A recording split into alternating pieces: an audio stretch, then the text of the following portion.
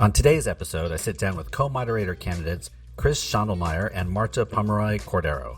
This is part of my series of conversations with each of the four teams standing for co-moderator of the 227th General Assembly of the Presbyterian Church, USA. Marta is a ruling elder in the Tres Rios Presbytery and the Border Ministry Coordinator for the Tres Rios Border Foundation. And Kris is a member of the Presbytery of East Iowa and the pastor of First Presbyterian Church in Davenport, Iowa. In each episode, we discuss the future of the church, faith leaders and direct action, Christian nationalism, ICE and immigration, Christian Zionism, artificial intelligence, the debates about marriage, and more. You will also learn about the nerdiest parts of their lives, what they are watching, reading, or listening to, and each gets a chance to ask me one big question. Thanks for spending time with the Amalgamation, and I hope you enjoy my conversation with co-moderator candidates Kris Schondelmeyer and Marta Pumroy-Cordero.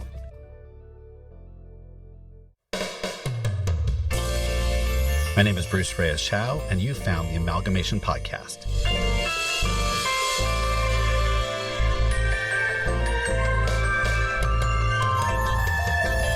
Each episode, I chat with inspiring humans, activists, artists, academics, and adventurers as we joyfully and courageously co-conspire to make the world a more loving, compassionate, and just home for everyone. Welcome to the Amalgamation.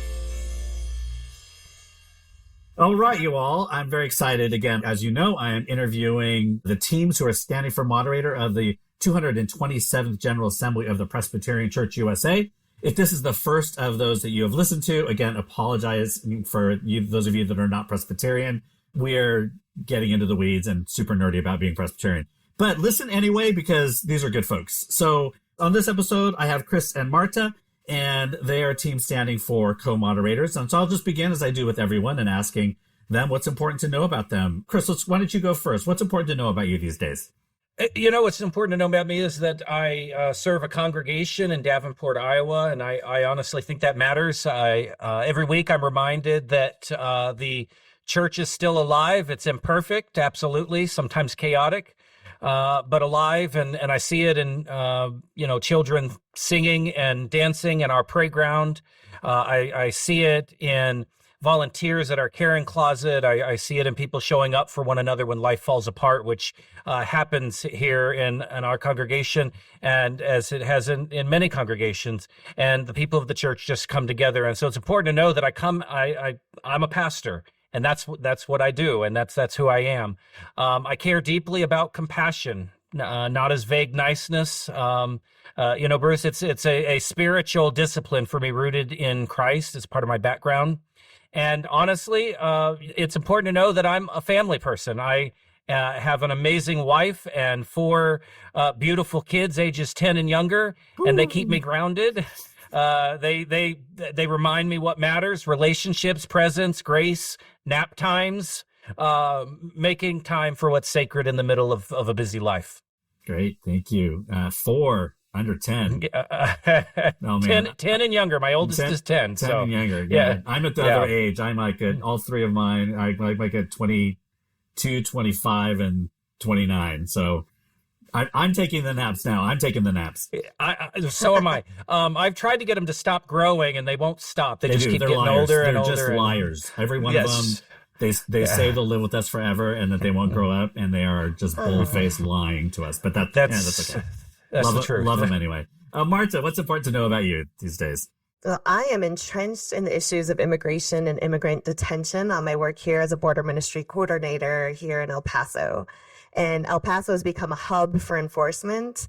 And so I'm keenly aware of the complexities in the system, in the courts where I do observation, and in the various processes people are going through, as well as personally aware of the cruelty because I witness family members being taken outside of the courtroom and the faces of detainees who I am privileged to get to go visit face to face. So I know we're at a right place for healing, both historical and relational. And what keeps me grounded in doing this work is practicing joy as resistance, taking scheduled time to disconnect from this work from time to time. And of course, a wonderful therapist and a daily routine with checking in with God. But the piece that actually invigorates me in this work is the support and solidarity from others doing this and similar work. Great. Awesome.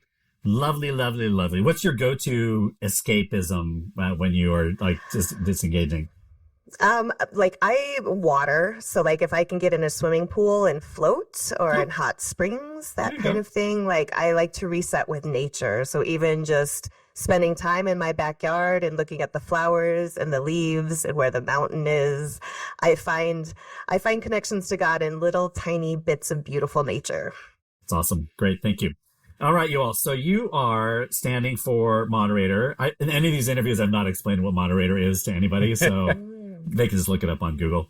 But as you know, I was a former moderator, or I am a former moderator, but mine was a million years ago in 218th General Assembly in 2008.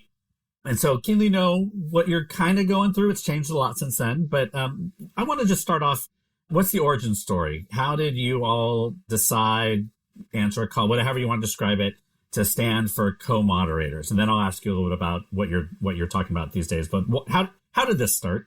Well, like many co-moderator candidates, our sense of call began with a phone call, but ours was actually way back in 2020.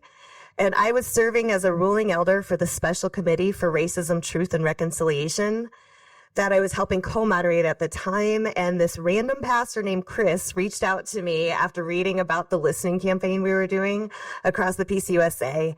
And he was in the midst of his doctoral research on moderating compassion-based civil discourse. So Bruce, at that time, much like today, our nation was hurting, the church was hurting. Conversations about faith and public life felt more like places of like battlefields rather than places of understanding. And when I spoke to Marta about how she was moderating those conversations, something she said is I've never forgotten. It truly changed me. She said that in these listening sessions, she was listening not only to the words, but to the heart of the person. And that wisdom, rooted in her 20 plus years, get you 20 plus years as a middle school teacher, really changed me. And it became a cornerstone in my doctoral dissertation, studying the intersection of religion and public policy, which sounds impressive, but really it's just a fancy way of saying that I'm now an expert at pissing people off on Thanksgiving. There you go. That's fine. That'll work. So, Marta, a few years later, our paths crossed again, didn't it?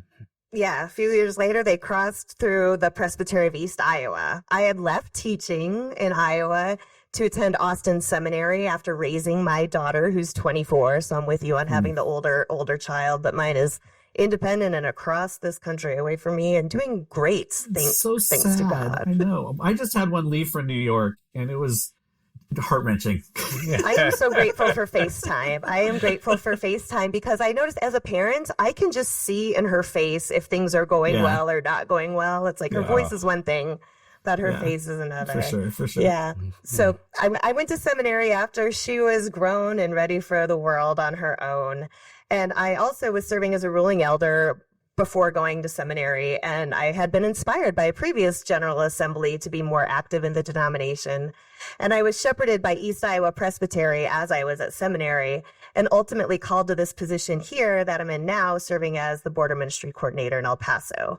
And Kris is now serving at First Presbyterian Church of Davenport, Iowa, and he co-moderated the commission that approved my call to validated ministry. So once I left Iowa, then he came into Iowa. And then slowly together through prayer and friendship, God has been drawing our stories together. And then the election came in November of 2024. And like so many others, we sat with concern about what the results might mean for immigrants. Things changed quite immediately here where I am, as well as other vulnerable people, and for what kind of church we are being called to be. Mm-hmm. Yeah. So, Bruce, that night, the night of the election, I awoke from a vivid dream. In it, Marta and I stood side by side, one serving at the southern border, one serving a local congregation in the middle of the country. But both of us called to be a sort of a united voice of compassion in a deeply polarized world. And I didn't really know what that dream meant. I just kind of sat with it for a couple of months until I reached out with this other random phone call to Marta in January of 2025. And we didn't really know what God was doing at the time. We both had this sense that God was calling us to serve the church in a deeper way. And so we agreed at that time just to start meeting and begin praying and discerning regularly about what that could look like. And as we prayed and we discerned, we kept returning to Revelation 22. It's one of my favorite passages, the river of the water of life, the tree of life, the leaves of the tree for the healing of the nations. And now, Bruce, this was months before we knew that the theme of this General Assembly would echo Revelation 22 for the healing of the nations. And that was the beginning of that. And the signs just kept showing up. Right. Yeah. And so who said, okay, let's do this co-moderator thing? So the way this works is that Marta explained to me that she's the kind of person that will do something if somebody else asks her to do it. And so I said, Marta, I feel like God might be calling us to stand for co-moderator. And, we both have a sense of what's happening in the life of the church. We're both passionate about the denomination. And I said, Marta, let's begin praying intentionally about what it might look like to stand for co-moderator together. And Marta's fiance at the time, now her husband, Raul, shared this particular Mexican proverb with her. Marta can say it better than I can. Yeah. Yeah. So as we were discerning, it really was multiple conversations and multiple times of, is this where God is calling us to go? And my fiance, who is now my husband, Raul, shared this dicho, which is like a proverb that says, Cuando el río suena, agua lleva. When the river makes noise, it is carrying water. And well, it means like when there are obvious signs something is happening, it's likely that it is. And there are signs all around us, it becoming a reminder to pay attention to the movement of the Holy Spirit. So there have been multiple signs, but that saying was the first one. And then this idea of, I'm from Tres Rios Presbytery, which is Three Rivers Presbytery, where the Rio Grande is here, Rio Bravo, but it doesn't have very much water in it at this part of the state. And then where Kris is where the mighty Mississippi is. So this connection of through the water as well as the river of life, having both sides to it. That's awesome. Yeah, and one of the other pieces one of the things that really kind of struck me about the movement of the Spirit, Bruce, not only had we been praying over Revelation 22, and then the national office announces, here's the theme of the next General Assembly. And then after we had decided that we were gonna announce our candidacy, and our presbyteries had endorsed us, then all of a sudden the national office announces that the proposed location of the next assembly is Puerto Rico, which is where the birthplace of Marta's late mother. And that's her, family's homeland. And it's like the river seems to be making noise. And, with all the business before this assembly, our unique backgrounds, where the denomination is headed, it seems like the Spirit is indeed calling us to this service. And we just hope that if commissioners feel that Spirit, that they'll join us in answering the call to be the leaves of the tree of life. Great. That's awesome. Thank you for talking about that. You've already answered this a little bit, but why you right now? Folks are going to want to know, why should we be open to electing the two of you as co-moderators? Is there anything else you want to add? You've added a little bit, but why you? I think that the church needs to know who Marta is, personally. I think that the work that she's doing, the background that she has, the spirit that she brings to this denomination, I think that it's important that one of the greatest crises facing our nation in decades is the migrant and immigrant crisis that is happening right now in our country. And the work that she is doing, it puts somebody who's on the front line of that work in a position in the life of our church to help tell those stories. And that's part of being moderator, is telling stories. And Marta has become an expert at how to ethically share stories that are deeply important for the church to know. And Bruce, I would say that my particular background in the life of the church, I know what it means to be somebody who has been wounded by the denomination and in the life of the church, as a survivor of clergy sexual abuse when I was a young person in this denomination. And I also know the deep love and the great care that I have witnessed in people all across this country who are Presbyterian.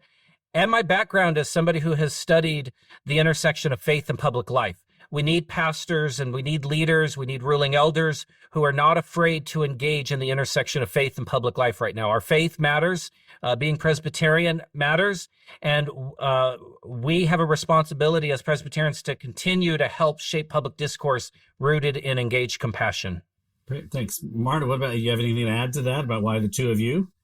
I do believe that Kris leading me in this journey with him and me discerning to be a part of it, a big part of the decision was to raise awareness of what's going on with immigration and the border and how the border has moved to everybody's backyard, as well as the creative ways we can be involved as churches in this work, as well as involved ecumenically and interfaith ways, not just for immigration, but for all sorts of issues that are facing the church.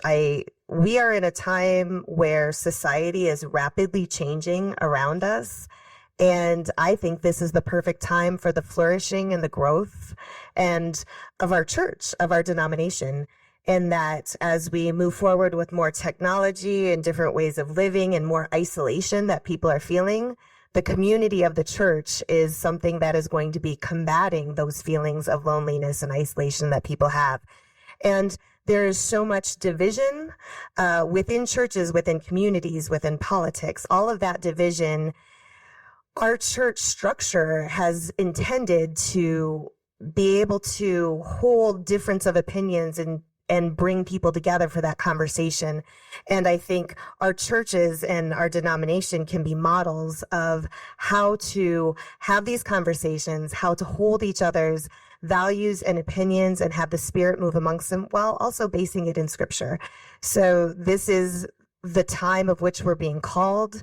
This is a time of which our nation, our country, our world needs more leaders that are stepping forward to be parts of healing and parts that can bring people together and create flourishing, not just for ourselves, but for others, and especially those who are most vulnerable. Great. Thank you. Well, it's been a long time since I've done this, the moderator thing. And so, before this was pre-ordination, opening up, pre-marriage definition. So it was a very different church back then. It was also a very different General Assembly, right? Everybody met together. I think there were 2,100 people on the floor or something. I don't remember what it was, but it's, everything is shifting. And so the biggest shift this year, though, is that you are getting elected at the end of the General Assembly as opposed to the beginning. And so you're going to moderate a group of people who didn't elect you. What are your thoughts on that? What do you think about that process? I mean, you've never done it before, so you can't compare it, but right. What do you think about how that's going to go? Both of us have been involved in General Assemblies before, so we kind of know different ways of how it's been. I went through having it in person to all online to hybrid as a TSAD. So I get all the changes that are happening. And it has been interesting standing for co-moderator at a time where things are switching. I like that we are being given time to be commissioners, time to witness and participate fully in the assembly before being asked to lead. I think a pro would be that we will have a better feeling of the spirit and momentum moving through the assembly. In the old system, power, like when watching people be elected immediately was almost a shock that they go through this election process and boom, now you start. So I think it'll be nice seeing that shift. Yeah, I just think that, under the old system, there was something powerful about moderators being elected by the very assembly they would lead. Commissioners could discern sort of in real time kind of the trust and temperament of the room that guided them. But it also meant people were thrown into an enormous role with very little preparation time. And so I think that the newer structure... I don't know what you mean. We had like 10 minutes to get ready. You did? So, well, that's a whirl. I mean... For my 5-year-old, 10 minutes is a long time. Exactly. But to co-moderate a General Assembly or to moderate a General Assembly, I think that the newer structure allows candidates to kind of fully participate in the assembly, serve committees, listen deeply across. I mean, that's you'll hear us talk about that in the importance of listening a lot. But then you have that time over that next 2 years to kind of learn the role and time to sort of model a healthier way of preparing for General Assembly rather than just, all right, now you're in, now go do it. Technology has changed. And I think that it's important to have that time to learn the technology before you're up there trying to moderate the assembly. It's a lot more efficient if you know how to use the technology rather than we've been watching some of the assemblies the last couple of cycles where even the co-moderators are trying to figure out how to use the technology in the middle of trying to, and I think that in a way, so that we don't disenfranchise people's voices in the middle of an assembly, it's good to be able to learn the technology before you have to use it. Oh, great. Awesome. All right. Let's say you get elected. I think where moderators do the best and also get into trouble is understanding their own power and authority. And so talk a little bit about what do you perceive the power and influence of the office? Like how are you going to approach that? What do you think about it? Just talk about that a little bit. Marta, why don't you go first? Well, power and influence is based on not just who is at a table, but who is participating at that table. So while co-moderators have roles and selections at times of who will serve on certain committees, our power comes in inviting voices in and maintaining the order that allows for others to participate. So I don't really see it as a power of ourselves, but a power of being able to disperse that, the way we lead and the way we run things through everyone else that's participating. So I think a lot of what the power of the moderators is to empower others and how they participate in their roles as committee members and commissioners to the assembly. Great. Thanks, Kris. Yeah, so Bruce, I think that the office has less institutional power than many people assume when they discern a call to stand as co-moderator, but it has tremendous symbolic and relational influence. Co-moderators cannot single-handedly fix the denomination. And some of the questions you hear at assemblies are like, how are you going to do this? Or how are you going to, like, co-moderators don't have that kind of power. If co-moderators could single-handedly fix something or make decisions about something, we wouldn't be teaching and ruling elders. We'd be bishops. And that's not who I'm called to be. I'm called to be an elder in the life of the church. But the office does have the ability to shape tone of the discourse, to encourage imagination, to lift up the overlooked and often silenced voices, to remind the church who we are at our best. I think one of the greatest powers of the office is storytelling, something that I love to do in my preaching and my ministry, in my stand-up comedy, helping the church to see where the Spirit is already moving, helping individuals and congregations and communities that often feel isolated in this great big denomination to realize they're not alone. Now, one of the other pieces, and honestly, I experienced this in my own life, is co-moderators have the power to bring healing in places where there's deep brokenness.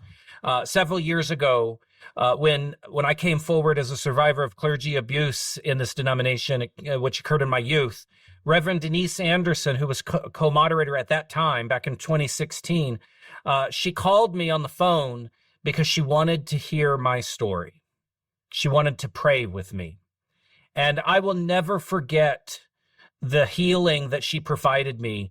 Just the fact that she was in that office and had that compassion to want to hear what, my experience and to name how, sorry she was that had occurred, the healing that she brought to me. And if the Spirit is indeed calling Marta and I to serve, I am committed to bringing that kind of healing presence to this work as well. Great. Awesome. Thank you. And I also had a healing experience with the co-moderator of the General Assembly.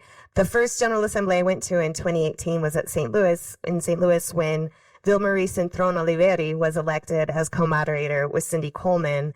And that, watching a Puerto Rican woman be elected to that role was a highlight for me. But what was most impactful was the fact that she was a ruling elder, just like me, and she was a teacher, just like me. And watching her run that assembly was like watching a teacher run a classroom in ways that are efficient and caring and make sure to hear the voices of everybody in that space. And I was mesmerized.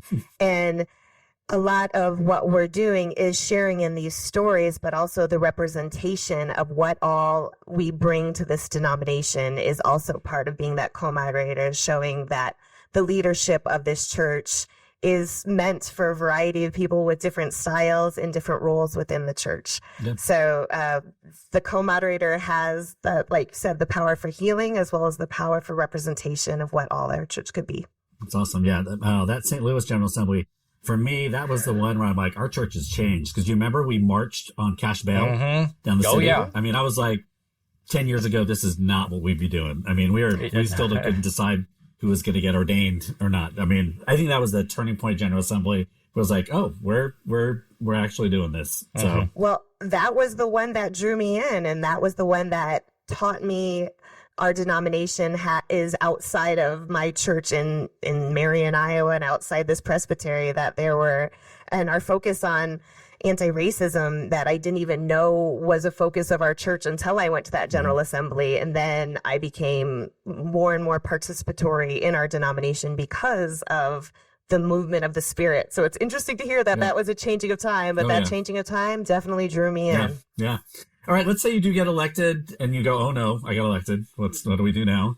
How are you just going to navigate, balance, keep in harmony, I don't know, whatever you want to describe, your life? I mean, you have ministries at home, you have jobs, you have people, you have communities, and then you now have this church that you're being shared with across the country and the world.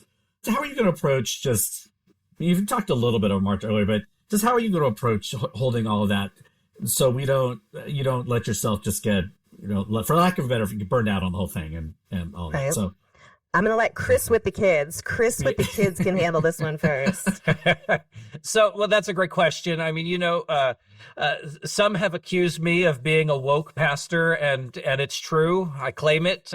Bruce, I've got, as I shared, 4 kids at home, age 10 and younger, and so I've been woke since 4:30 this morning. Womp womp.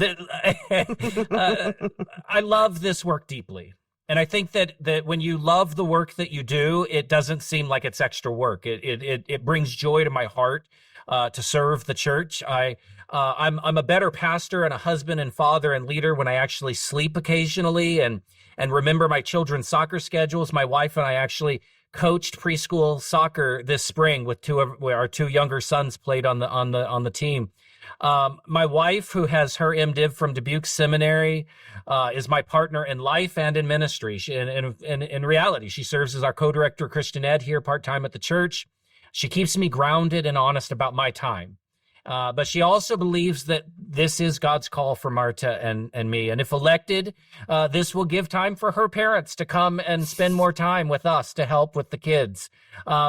But I'm also blessed to serve a congregation that understands shared ministry and healthy boundaries. And I've been honest with my church that if elected, I remain their pastor first. This is my full-time call. But they know that part of being a ruling and a teaching elder in the church means service to the larger church. And so we've created a shared covenant with each other that if elected, here's how we'll share time together and how we'll commit to virtual meetings or things that can enable us to continue the ministry. My ruling elders have some of them have shared that they'd be willing to preach if I need them to step into the pulpit. We're also in the process of, even before this, we discern we're in the process of searching for an associate pastor.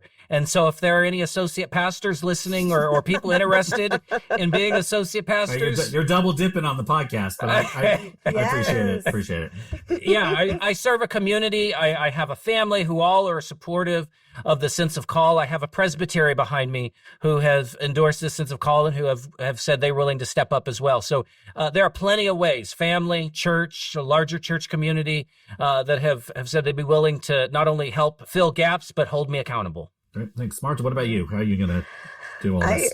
I get asked this question quite frequently, and that is the number one deterrent for standing for co-moderator, people say, is it's a lot of work. And I think I'm going to want to do less work as I get older, not more. So this is the moment where I feel like it is prime time for me to serve the church. I was a single mother raising my daughter, and my daughter was one of those people who were multi-sport athletes involved in basketball and volleyball, and then add in some fine arts with marching band and show choir, and then her personal favorite, robotics. And being a single mom, as well as parenting and going to all of her events, whether it be a parent for marching band or doing hair before show choir, there was always ways to be involved. So I had that going on in my previous time, because now she's 24, so a lot less on my plate now with that. And I was also a full-time middle school teacher. And I understand the grueling work that teachers are doing, which means I'm grading papers and entering grades and emailing parents every single night and grading things on the weekends. And so that amount of time to do that job that takes so much of you outside of time, as well as parenting and being involved parent, And then I was a super involved ruling elder at my church. And when people would ask me what my hobby was, I would usually say doing church work, because that's where I would be on Sunday mornings and Tuesday nights for committee meetings and Wednesday evenings, as well as then serving in committees for the Presbytery, for the denomination. So the amount of work that I was doing during those times has shifted so much to now that I'm no longer a classroom teacher, I can actually go to the bathroom whenever I want. It's kind of amazing. I have longer than 20 minutes to eat. Sometimes I can eat like with other people. And yeah, so it's a different lifestyle now that I'm living. And that's not to say that there isn't going to be more work that I'm going to be adding on to my plate that's here.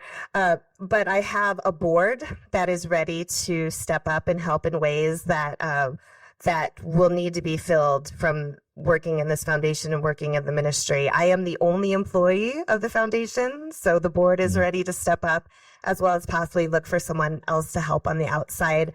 But the number one thing that I think is going to help with this is the fact that I am recently married and have the support of a husband that before I was doing everything on my own. And now I have somebody who either takes care of me or helps share that load. So in addition to professionally and just the shift of the time in life of not having children or pets to be able to be free to go and do what we need to do, as well as a supportive husband who is fine and okay and expecting me to travel and go and be a part of the larger church. Okay, awesome. Yeah, blessings on that. Should you get elected, I tell you. I was more like you, Kris. My kids were, I think my youngest was 5. Maybe no, 3. Yeah. 3, I don't remember. They're old now.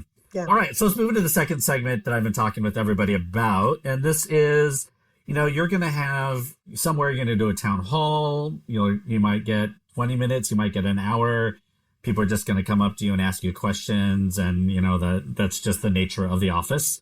So I'm just going to ask you a few questions as they might be asked of you over the next couple of years. The disclaimer I'm saying on all of these is these are not the questions I would ask you, but these might be the questions. Nor do they come from the perspective of which I come from. So, but the first couple ones are a little easy. So we'll start slow. But who is Jesus to you? Well, that's a loaded question. It is. I could, I'm a Presbyterian pastor. I could give you the Christological answer, but my inclination is to talk about the Jesus I meet in Scripture, the Jesus who is the incarnation of God's love and compassion in human form.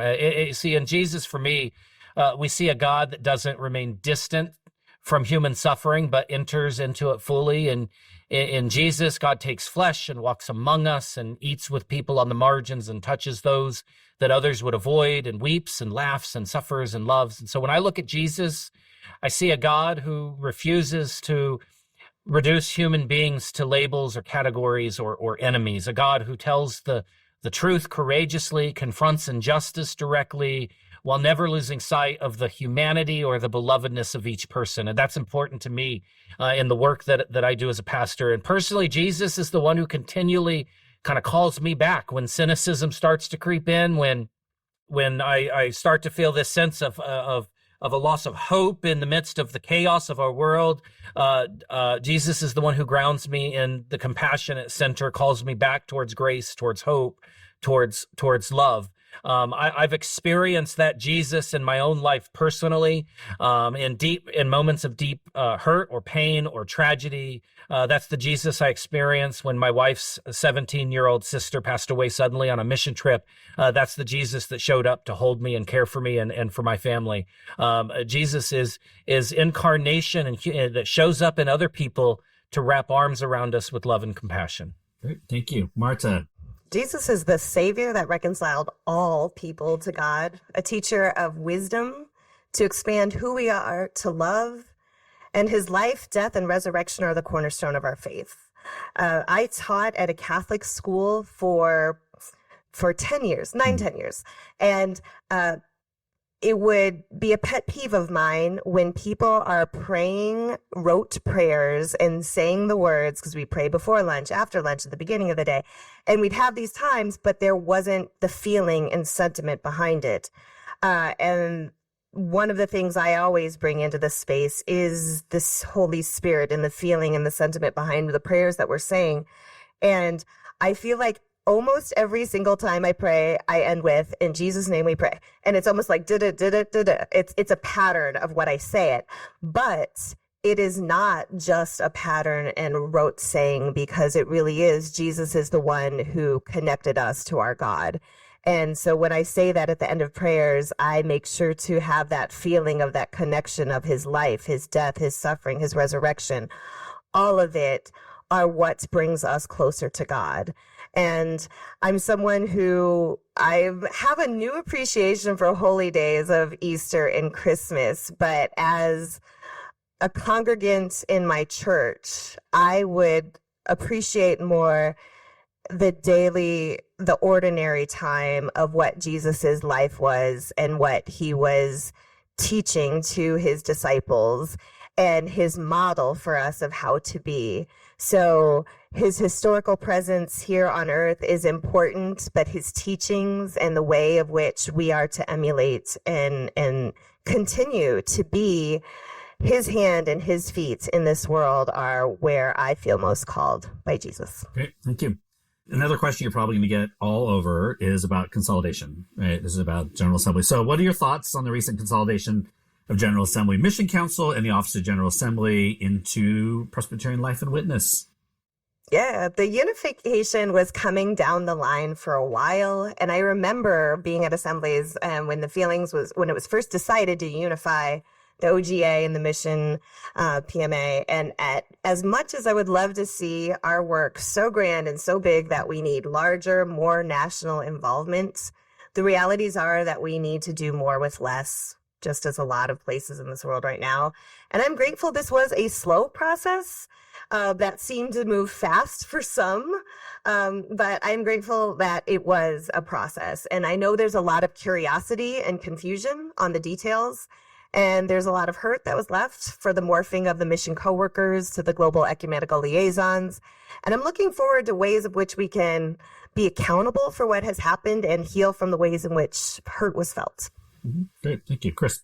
Yeah, I think that the consolidation reflects the reality that our structures and our systems are changing because our denomination is changing. There are potential benefits, clearer alignment, less duplication, opportunities for more collaborative work.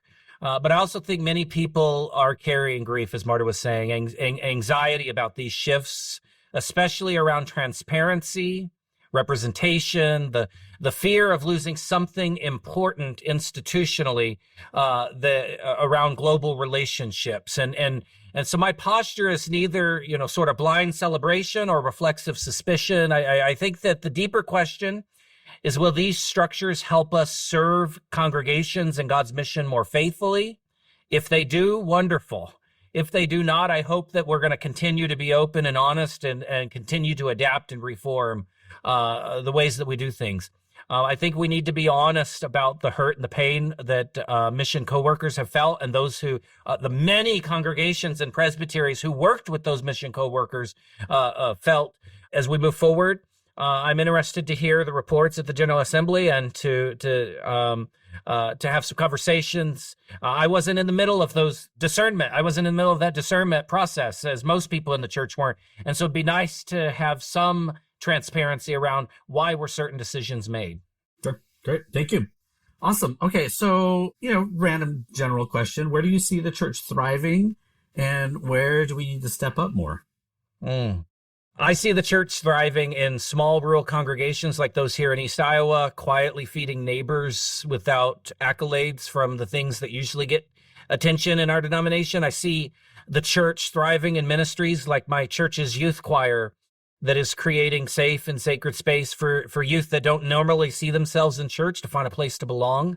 I see it thriving in the border ministry that Marta is doing, welcoming Presbyterians from across the country to experience and witness hope in the borderlands. There are many places the church is thriving. There are also places we need to step up. I think we need more courage. Bruce, I think courage to engage younger generations honestly. I think courage to address loneliness and polarization and racism and poverty, violence that are not that are issues that are out there, but are issues that are pastoral realities affecting the people that we love. too often we engage in conflict avoidance in the church around topics that we think maybe that's going to upset somebody.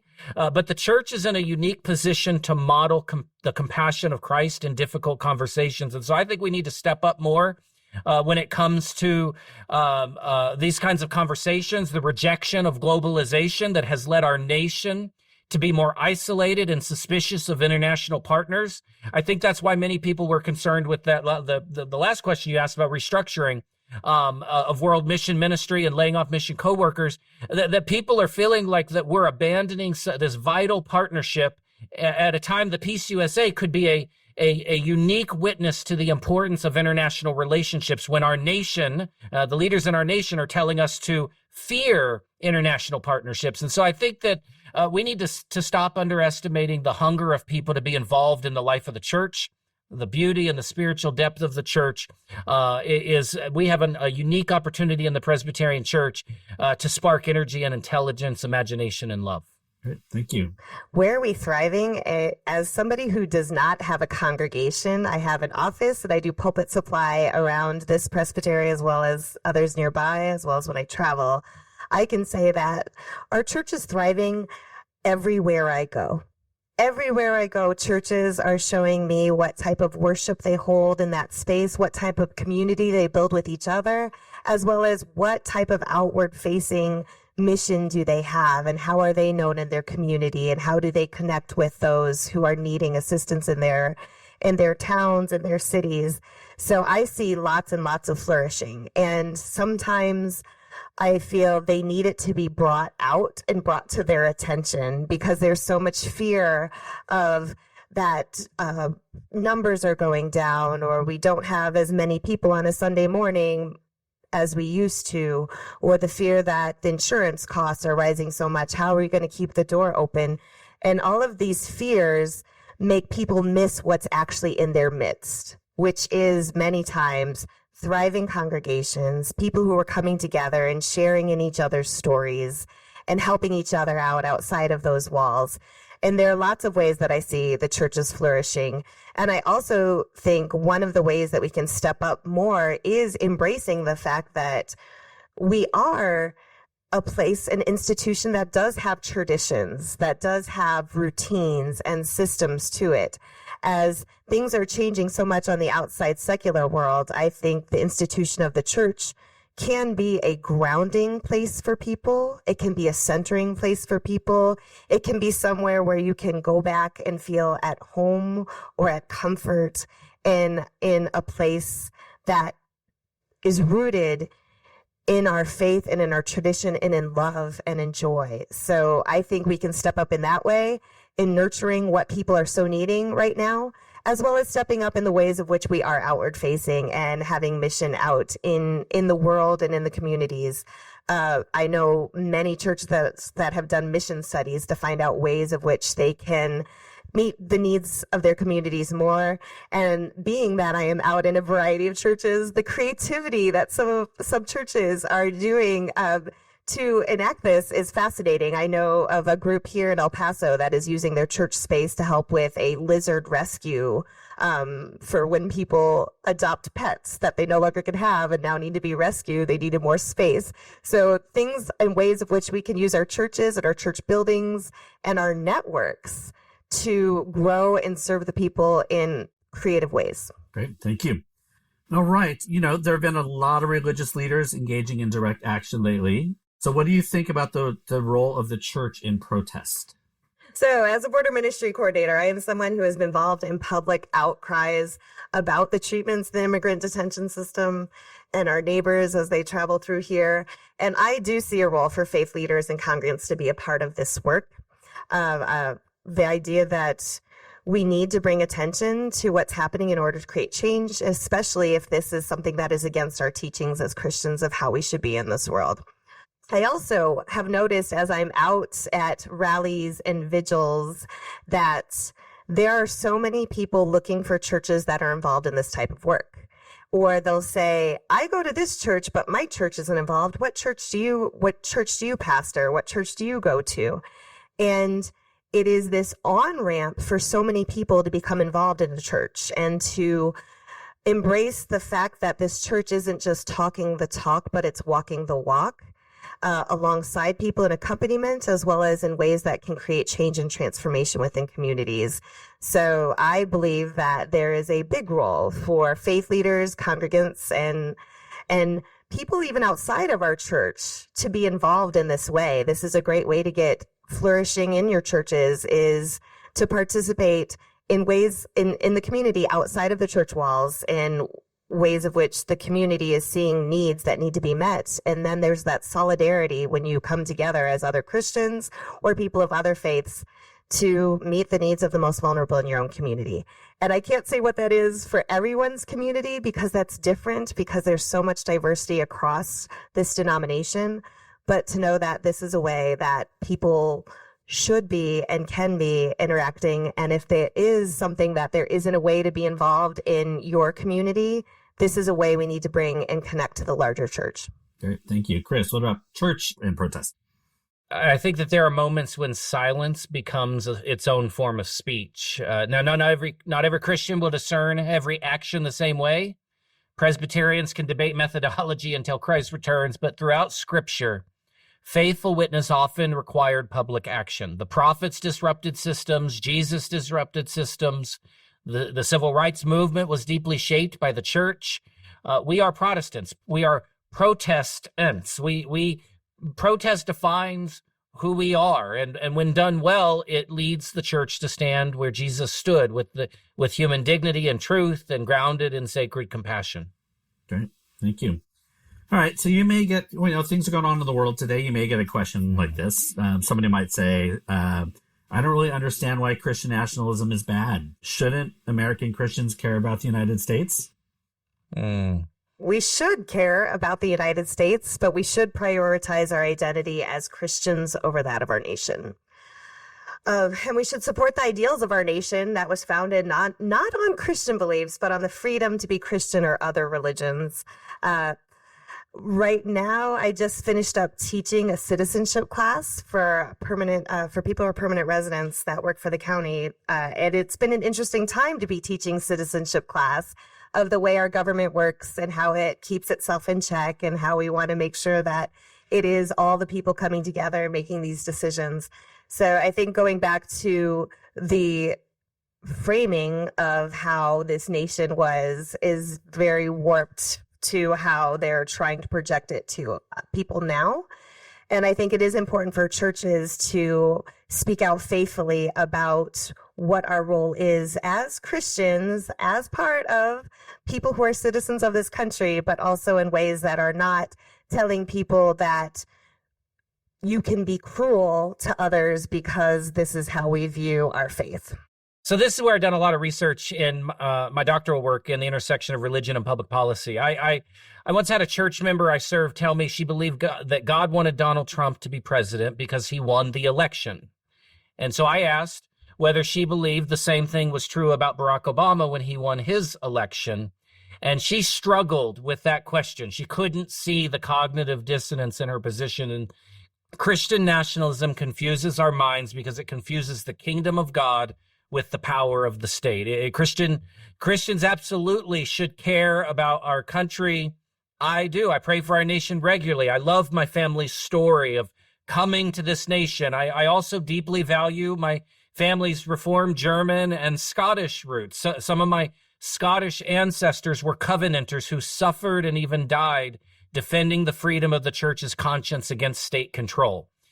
Christian nationalism and patriotism are two very different things. Christian nationalism goes beyond love of country. It's a heresy that wraps national identity in theological authority and often treats political power as proof of divine favor. And historically, whenever Christianity becomes too closely tied to coercive political power, vulnerable people get hurt. And we see that happening in our nation every day now.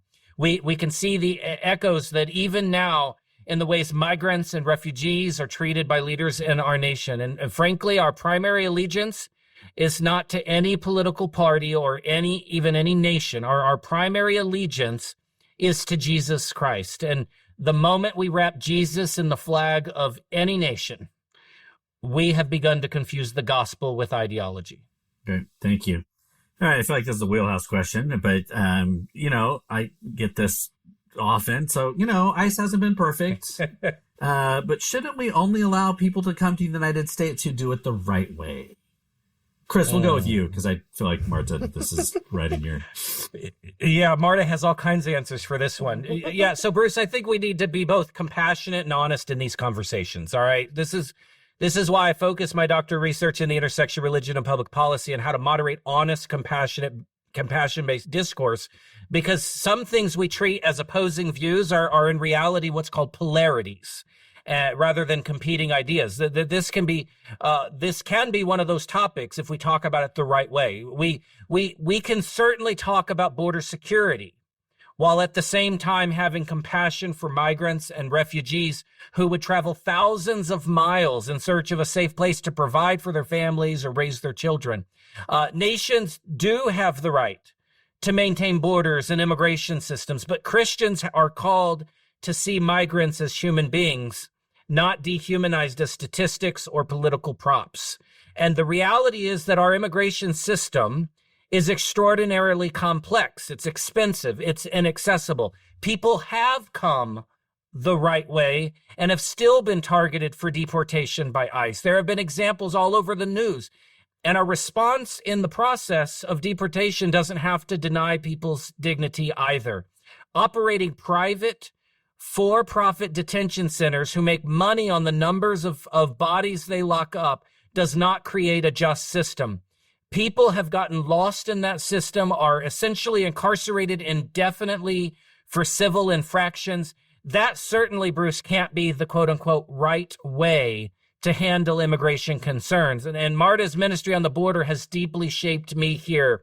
Once you hear people's stories, compassion changes the conversation, and the church's role, let me be clear, is to advocate for policies rooted in both justice and human dignity. Great. Thank you. Marta. Well, I'm grateful that Kris has come on a border encounter to get all sorts of education and experience with this, because it is truly something to see the complexities up close and have conversations with the people who are involved in the system here. Gives you a broader view of what all is happening.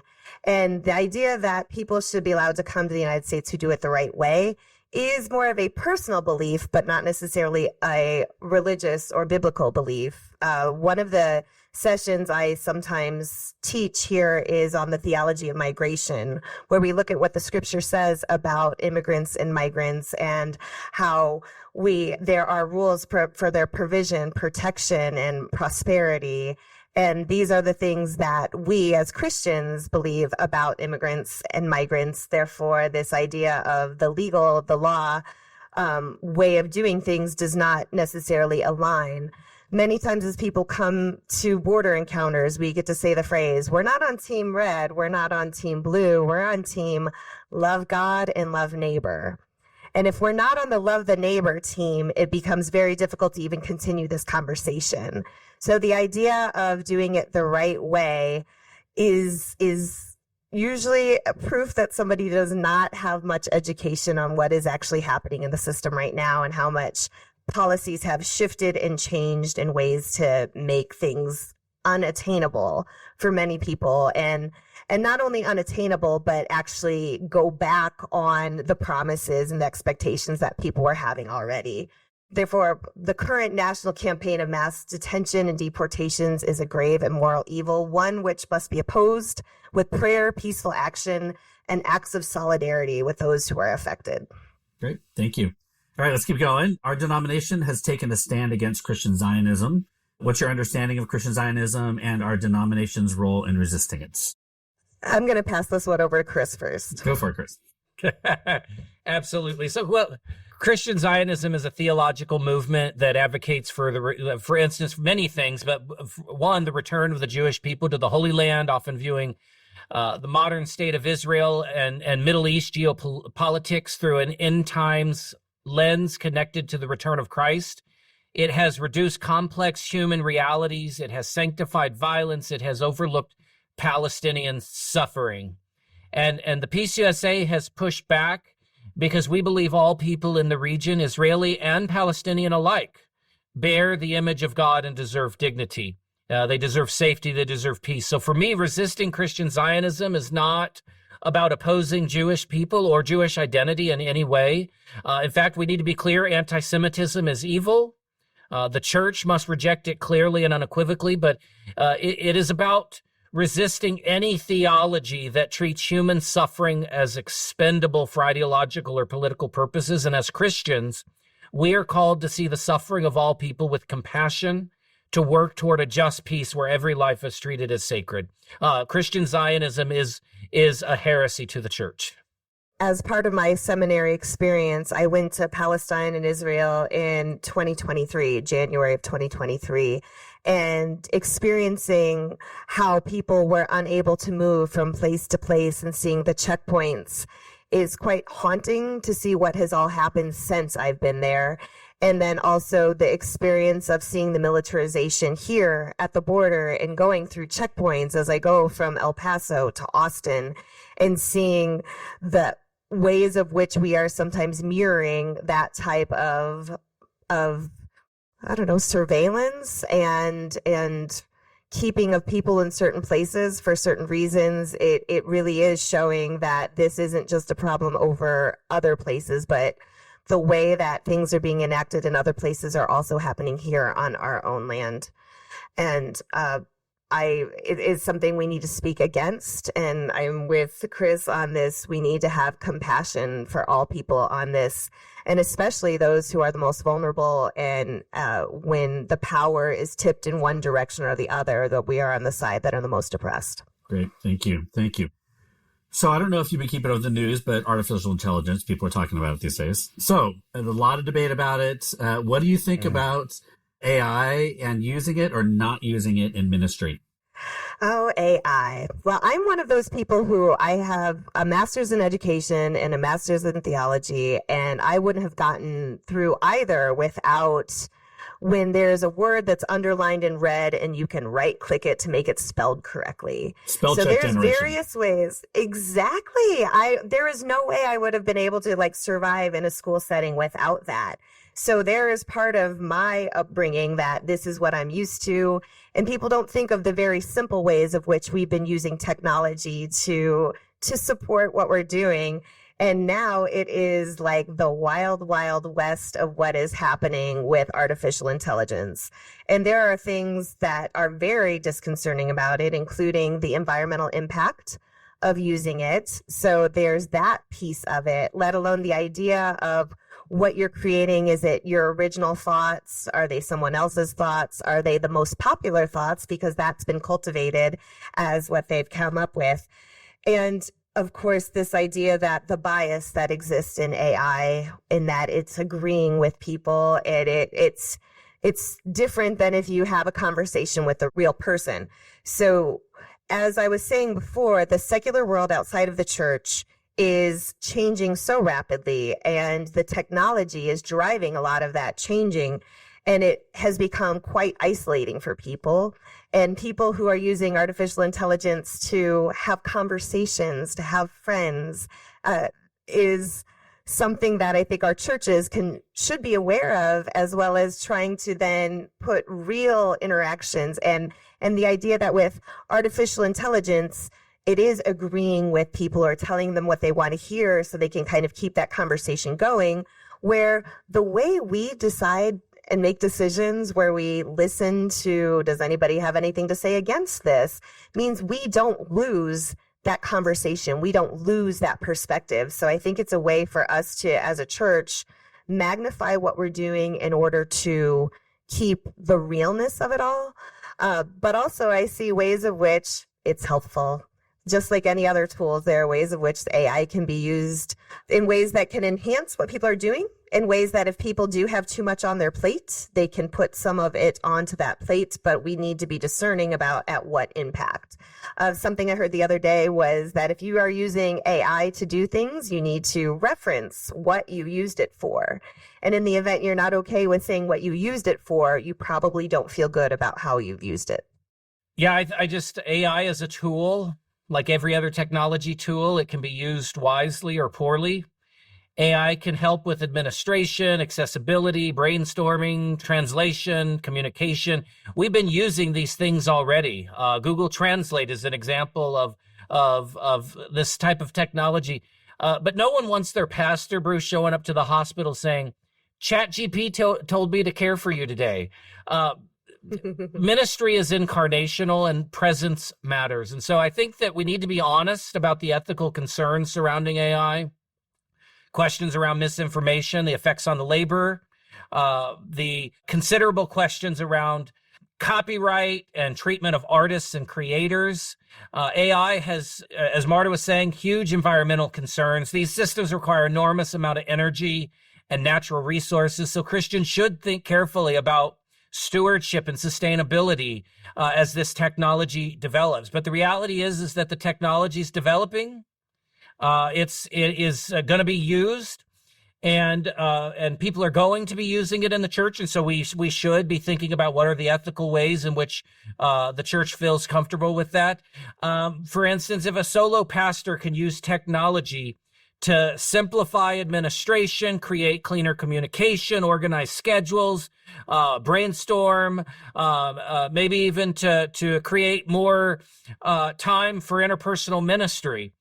The technology can, some of my rural churches here, I'm serving on the Commission on Ministry and Vitality here in East Iowa. Some of my rural churches barely have a part-time pastor. If they can use AI to help with schedules and some administrative type tasks, so that they have more time to go to the hospital or to meet with people or to mentor young people in the church, building relationships, digging into scripture and community. The goal should never be replacing human ministry.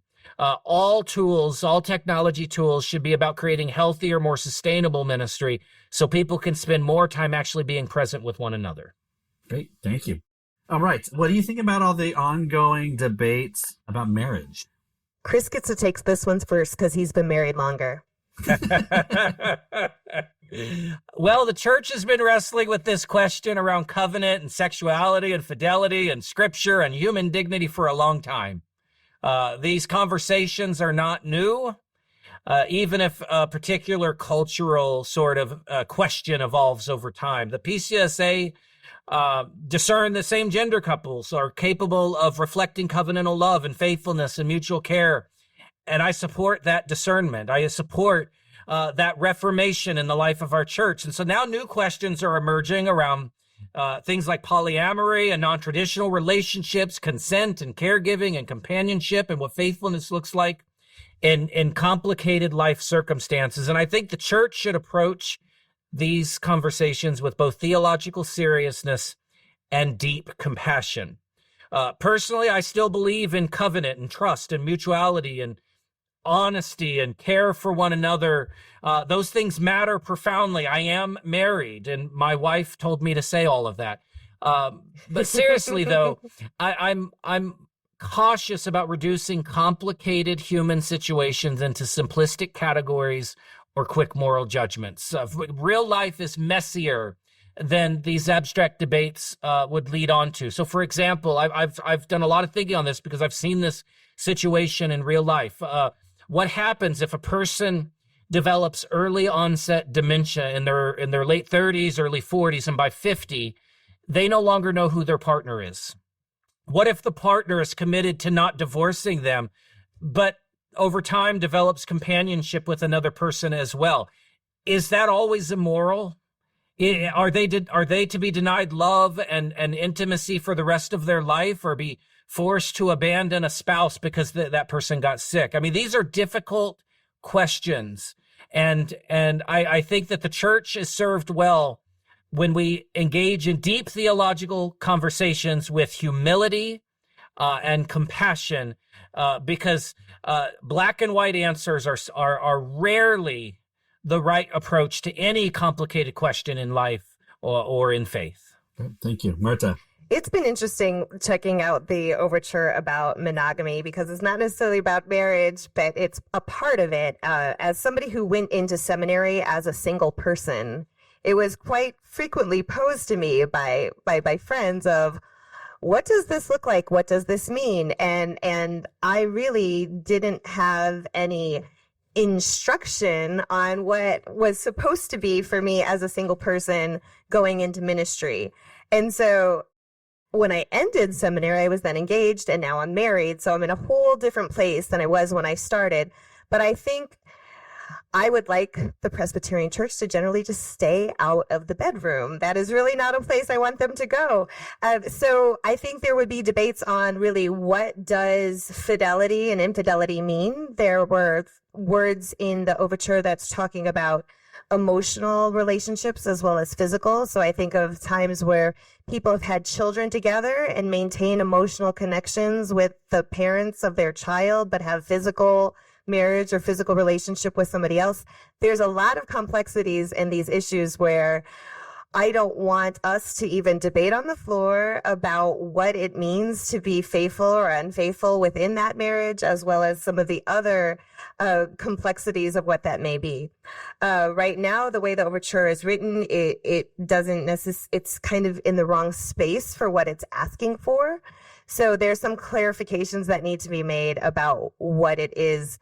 But I agree with Kris that the complexities are beyond what we're trying to address. And I think it would be best for us to continue with the vows we make when we are ordained and stick to those, and not necessarily how people are choosing to live out their physical or emotional love in this world. Great. Thank you.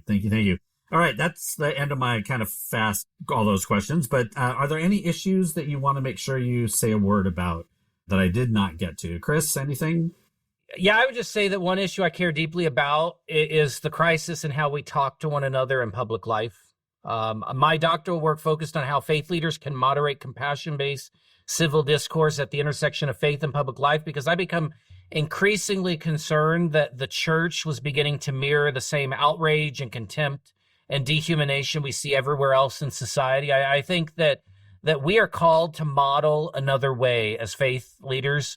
It doesn't mean we avoid hard conversations or refuse to speak prophetically about injustice. I mean, Jesus certainly did not ignore injustice, but it does remembering that every human being, including the politician we cannot stand, the commentator who frustrates us, the neighbor across the street we think is completely nuts, they still bear the image of God, even if that image is buried beneath a deeply broken or hardened heart. And the church and faith leaders should be teaching people how to engage public life with the compassion of Christ, how to tell the truth without cruelty, how to disagree without dehumanizing, how to listen deeply enough to the heart of the other person to understand their fears and their pain underneath the positions that they might hold. Because if the church cannot model a different way of being together, then I'm not sure who will.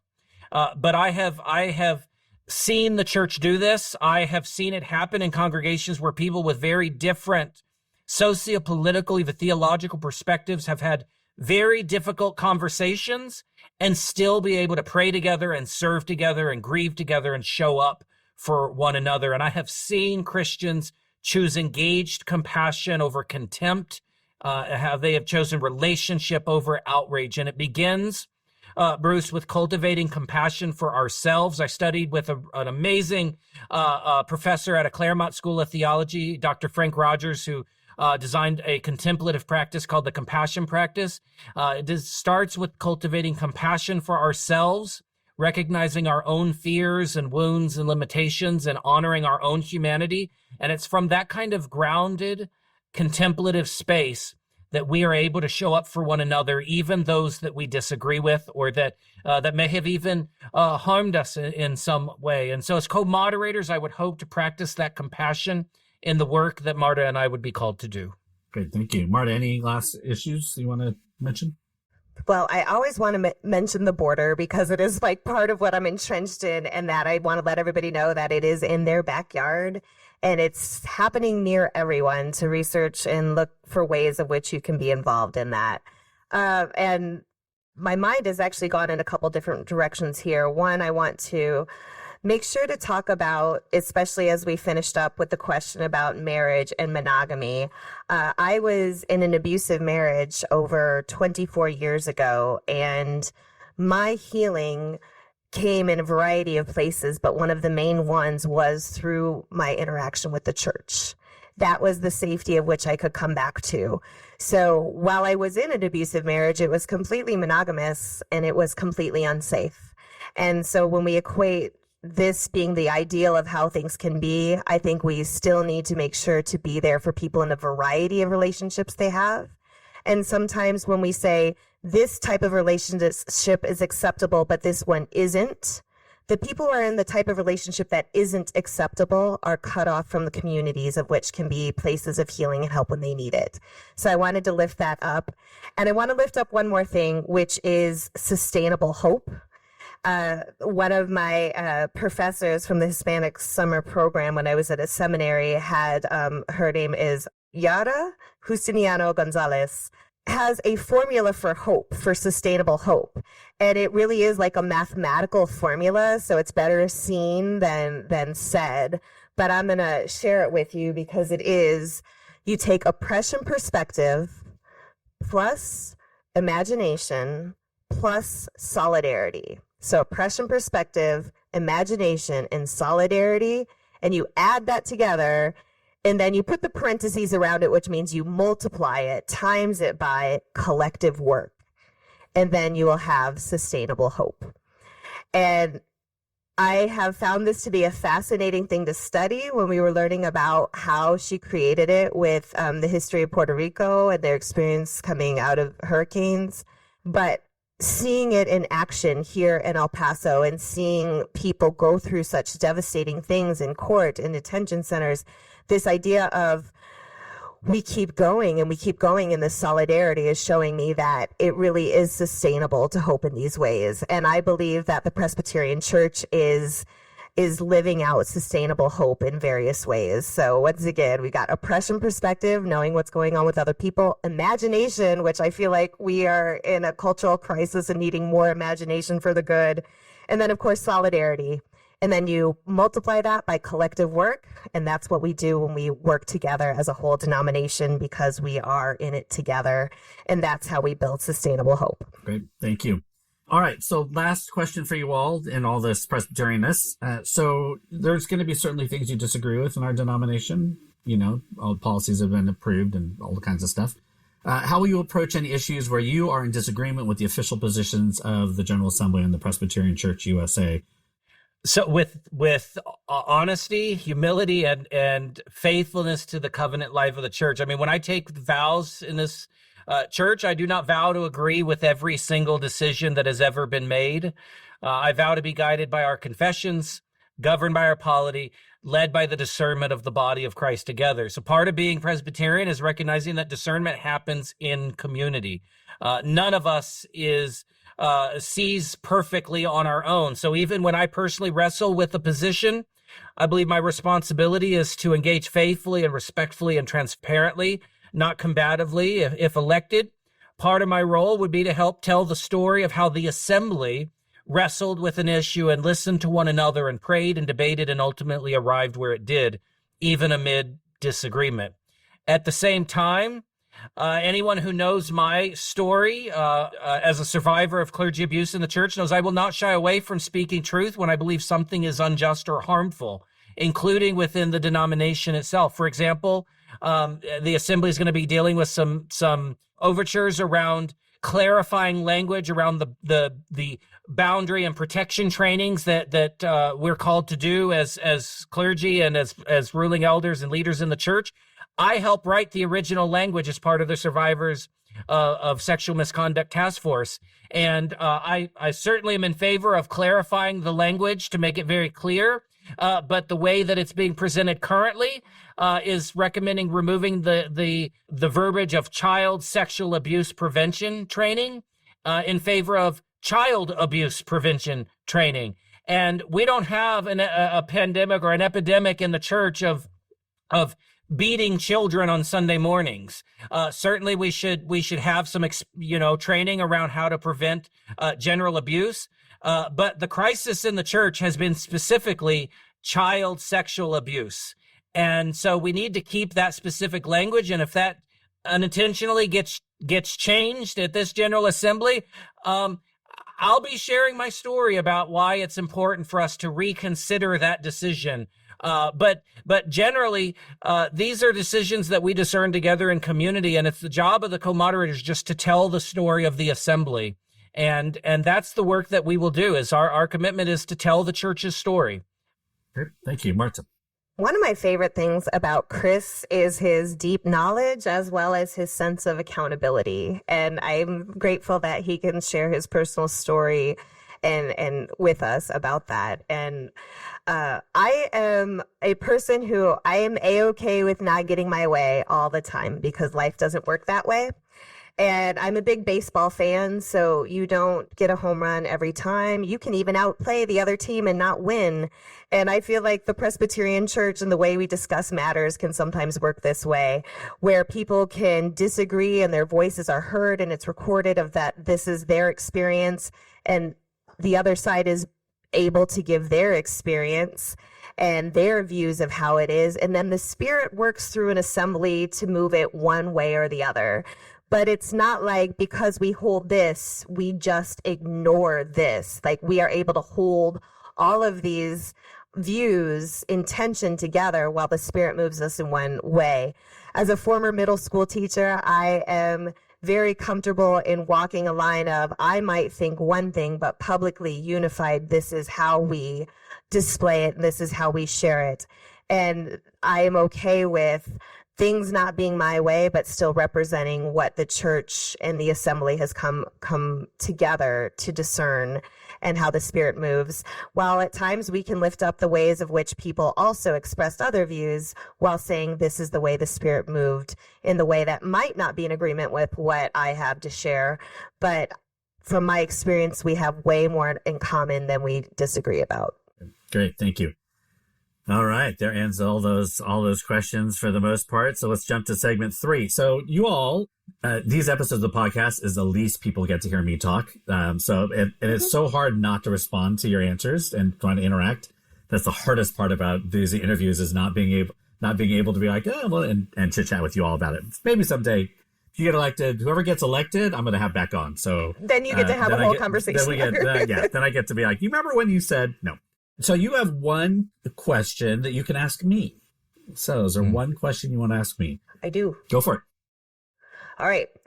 Rooted in our theme from Revelation 22, Be the Leaves, about being the leaves of the tree of life to offer healing in our world, can you share a story from your time as co-moderator where you experienced healing in the church? So just historically, I was just a moderator.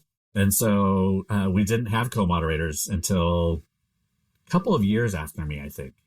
Who was the last? Susan Andrews was the last full moderator. It was different. It was a very different time. Gosh, there really are so many. I grew to have a great affection for the denomination over my time. I would say probably the one place was I went to. You remember the earthquake in Haiti in January of 2008 or 9? It must have been 9.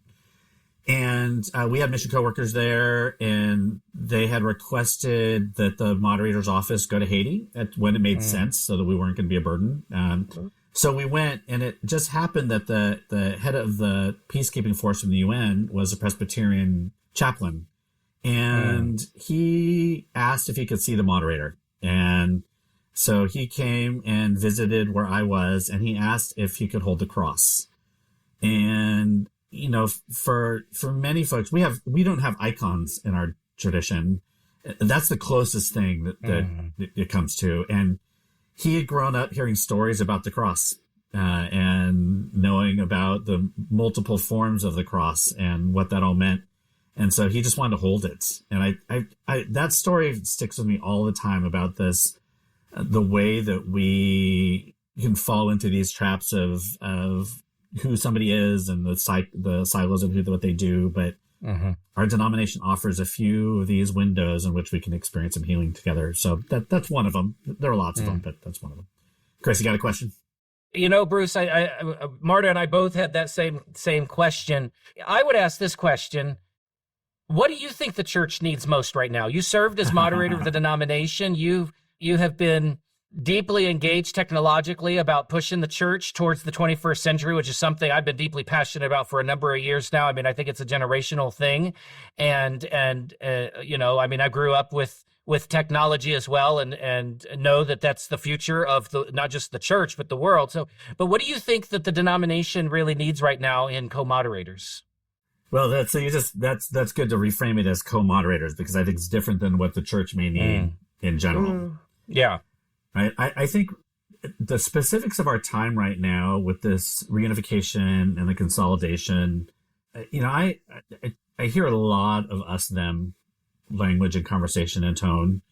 And I do think that's where moderators get in trouble sometimes, is to reinforce that General Assembly people are them and we are us.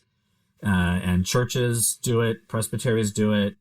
Everybody likes authority until they're under it. And so I think that moderators have this unique space to be at both General Assembly level, at middle governing body levels, at congregational levels, to help, not dismiss anger and pain, but to provide a different tone to it. And I think that, the folks at General Assembly are our friends and our colleagues. These are not people out to, and so I'm seeing the rhetoric around these decisions around this must be driven by this, or I'm like, yes, there's things we don't know. Yes, there's been hurt, but I think the co-moderators have a lane that you get to speak into all of them when they may not want to speak to each other. And so I think that for the church right now, I think that is, for co-moderators, a real gift you can offer.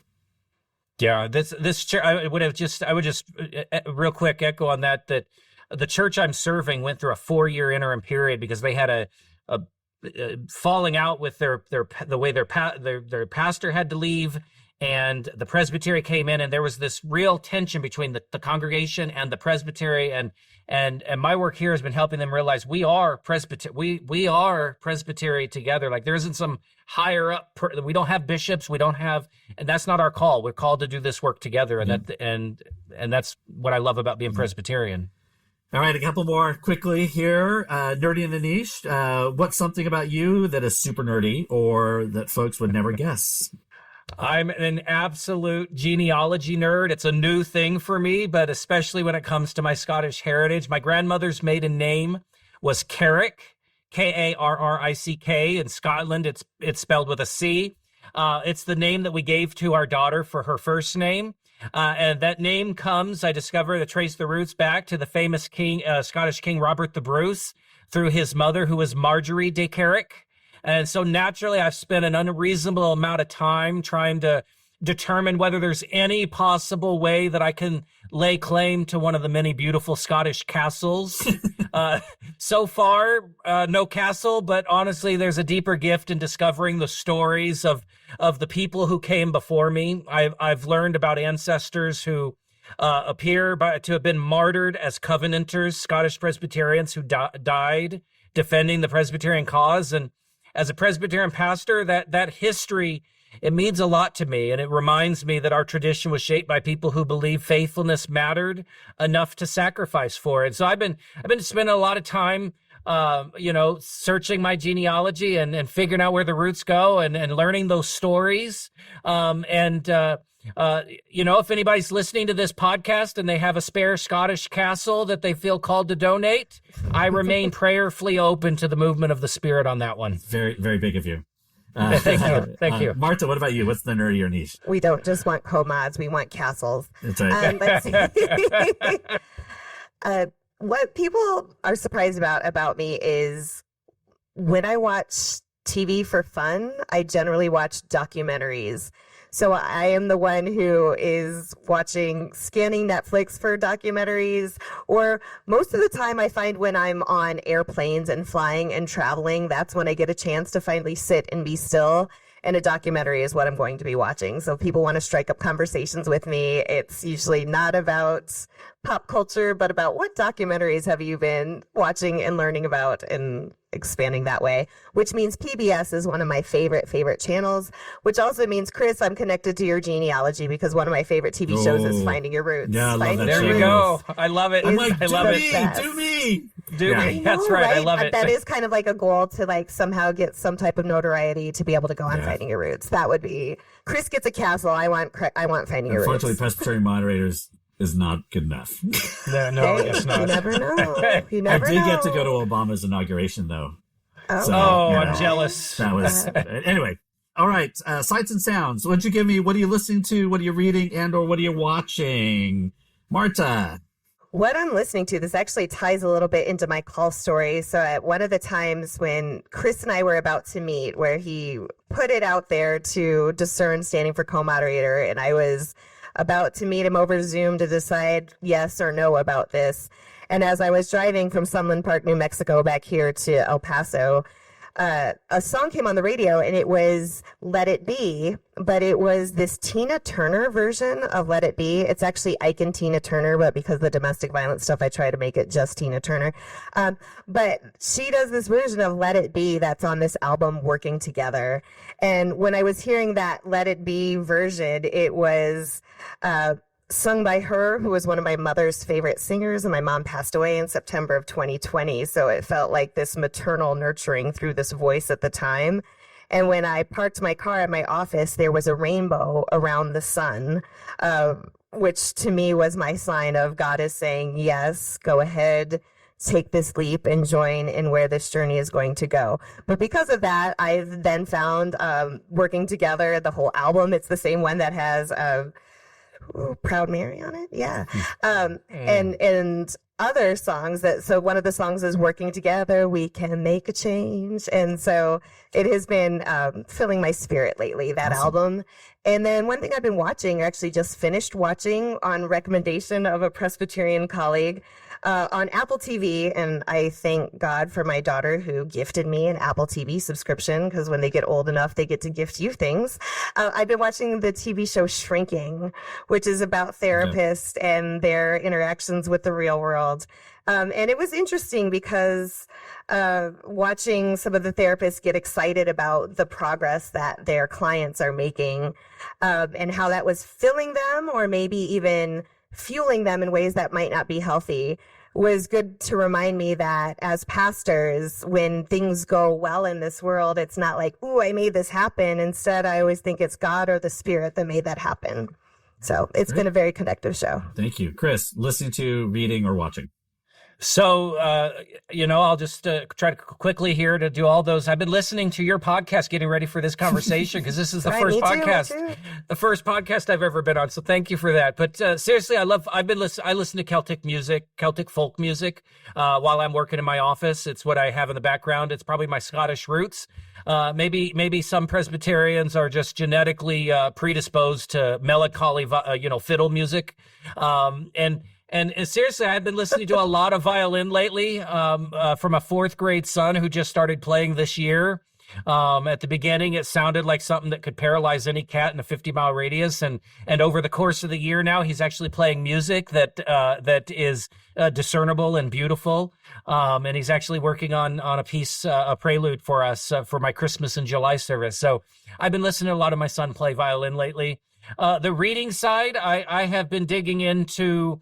I did a graduate certificate program in public management through the Truman School of Public Affairs at the University of Missouri several years back, and one of the coursework we did was in strategic planning, and I've been reading a lot of that course material as I lead my church through a strategic discernment process, which is basically a strategic planning process with the Holy Spirit. So I've been rereading a lot of that work lately. That's what's been consuming my time. I've been watching a number of shows. Hacks on HBO Max is a show about a stand-up comedy who really about someone who is fighting to reclaim her voice after being silenced repeatedly throughout her life. People may not know I took a course in stand-up comedy at the Manhattan Comedy School in New York City, and then had my own stand-up comedy debut at Gotham Comedy Club in New York City. And astonishingly, they actually invited me to come back. So I wasn't all that bad. And I've been watching Outlander, which is on the surface about time travel, but underneath it, it's a historical drama about Scotland in the 1700s and ultimately then immigration to the United States, which I have really been, as I do genealogy work, it's been fascinating watching that because it actually sort of tells my family's story about why they came to the United States and how they had to get out and escape persecution, that sort of thing. So it's been fascinating watching Outlander. Don't watch it with your kids. Let me just I do not watch that with my kids. So just for those of you who are going to watch Outlander, that's not a family show. It is not a family show. All right. Last question for you guys, just in the last minute or so. You have the last word here. For each of you, give a comfort, an encouragement, or a rant to whoever's listening. Marta. Mine's probably more of a comfort. So I would say to practice joy as resistance. I've seen so many people in disparaging situations. Those who've lost their freedom, some have lost their dignity, some have even lost limbs. Yet I've seen through these individuals none of these individuals have been robbed of their joy. And it's even stronger, and hope is even stronger in these times. So to hold on to hope, hold on to joy, and we can all work on healing together. Great. Thank you. Kris, last word. Yeah, I would just say that I know it's easy to become discouraged in our world right now, in our nation, even in the church at times. We see declining membership, institutional anxiety, polarization, conflict.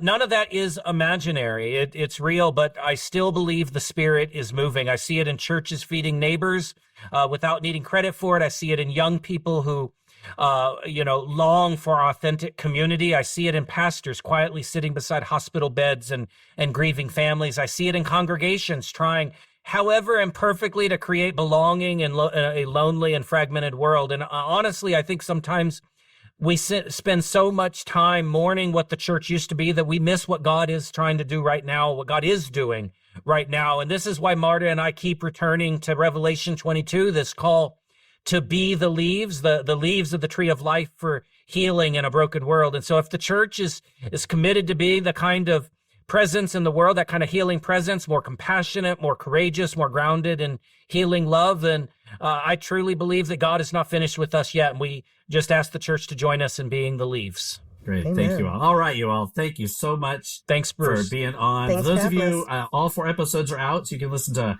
my conversations with all 4 teams. But today we're grateful to have Kris Schondelmeyer and Marta Pumroy-Cordero for one of the teams standing for moderator, again, of the 227th General Assembly of the Presbyterian Church, USA. All right, you all, make sure you listen to those episodes. If you have the time, wherever you're listening to this, make sure you rate it. If you want to write a review, that's great too, but just hit that 5-star. That would be great. Share this with your friends, Presbyterian or otherwise. I mean, some of your non-Presbyterian friends would be like, why are you sharing this with me? But, do it anyway. All right. And until then, I will see you next time on The Amalgamation. This podcast was hosted by Bruce Reyes-Chow, produced by Emmy Hicks, edited by Desiree McFarland, with music by Marissa Magdal-Laron, and inspired by ancestors past and generations to come. Please rate, review, and subscribe wherever you listen to podcasts. And be sure to subscribe to the Amalgamation newsletter at Reyes-Chow.com. Until next time, thanks for listening.